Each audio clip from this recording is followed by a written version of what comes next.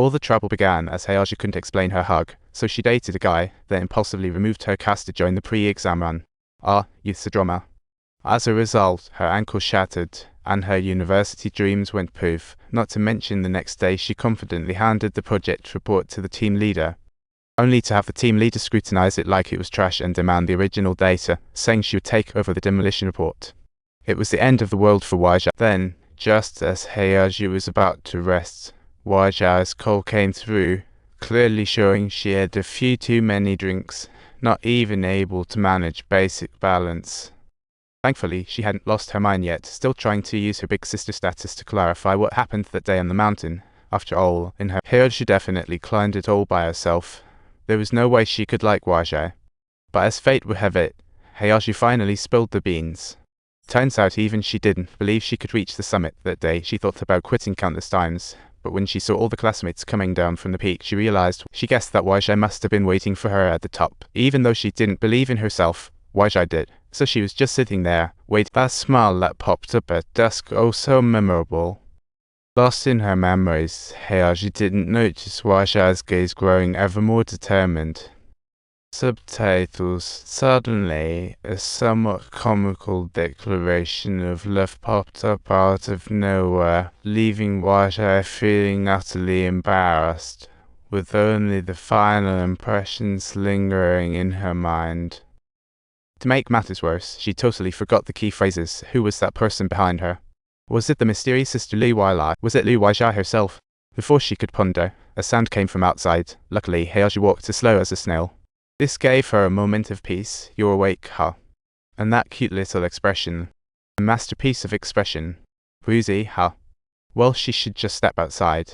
But no, she wouldn't budge after all. She's just turning around, and look who shows up. Sorry, I've been up since morning.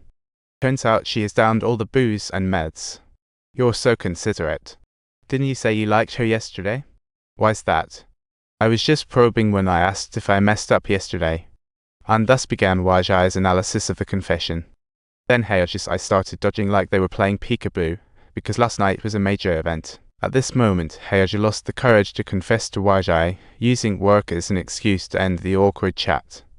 Meanwhile, the moment Weizhi set foot in the office, she was yanked into a meeting by the boss.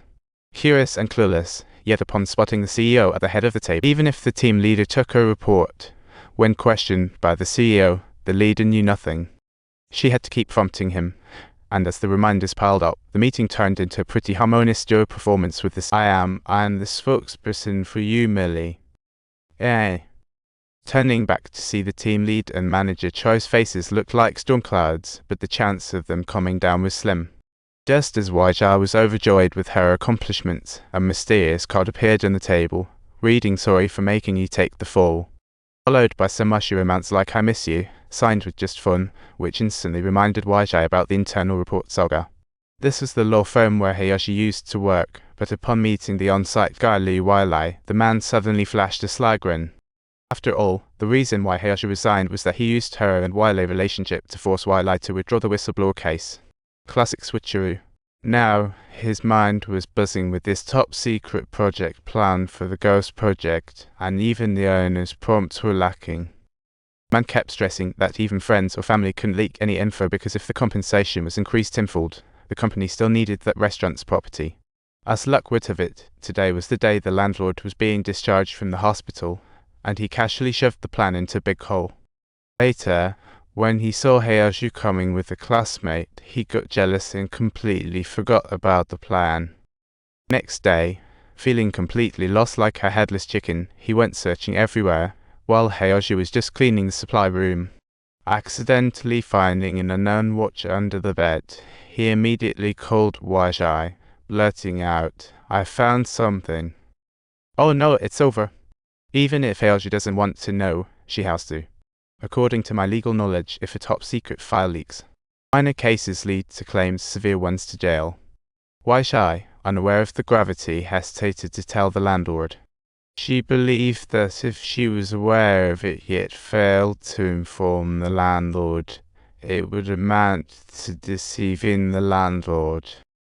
However, Judging by her facial expression, it's truly hard to imagine she could remain silent. But before she could spill the beans to the landlord, he surprisingly pulled out the project plan.